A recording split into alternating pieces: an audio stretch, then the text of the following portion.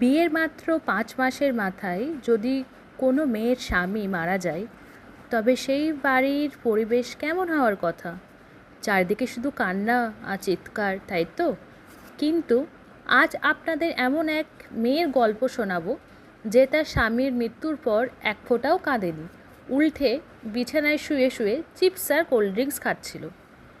হ্যাঁ, আমরা কথা বলছি পাকলাইট মুভির প্রধান চরিত্র সন্ধ্যাকে নিয়ে।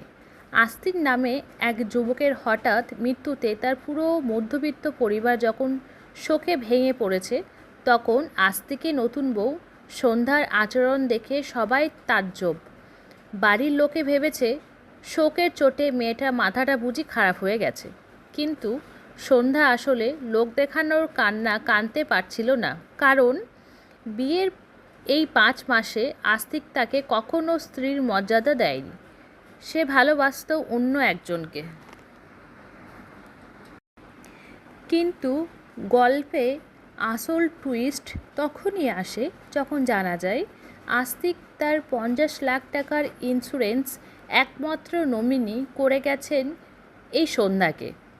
এরপর শোকের বাড়ির চেহারা কিভাবে বদলে গেল তা জানতে হলে দেখুন এই ভিডিওটার পার্ট 2। গল্প শুরু হয় এক মধ্যবিত্ত পরিবারকে দিয়ে, যেখানে আস্তিক নামে এক যুবক অকালে মৃত্যু হয়েছে।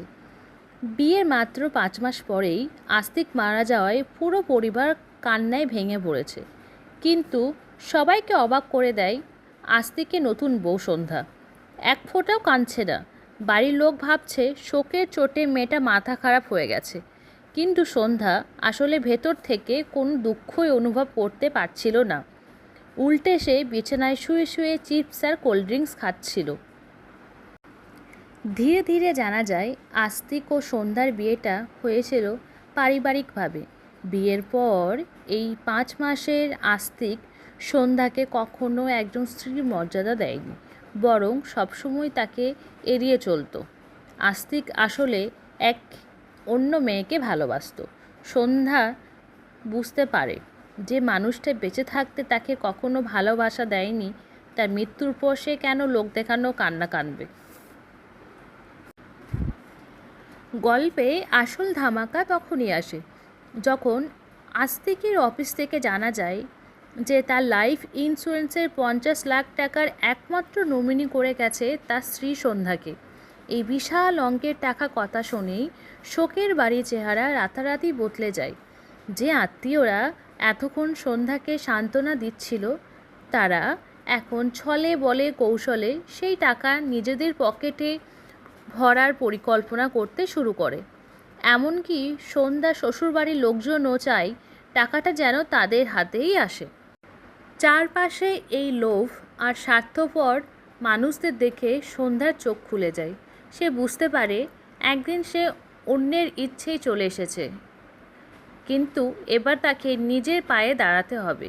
সে আস্তিকের ইন্স্যুরেন্সের টাকাটা নিজের কাছে না রেখে আস্তিকের বাবা মায়ের নামে করে দেয়, যাতে তাদের বৃদ্ধা বয়সে সম্বলটুকু থাকে।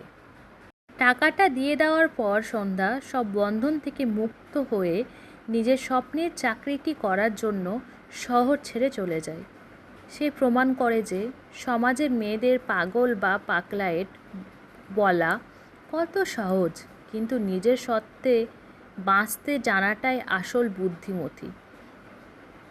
তো আপনাদের কেমন লাগলো অবশ্যই কমেন্টে জানাবেন, আর চ্যানেলটিকে সাবস্ক্রাইব করে দেবেন।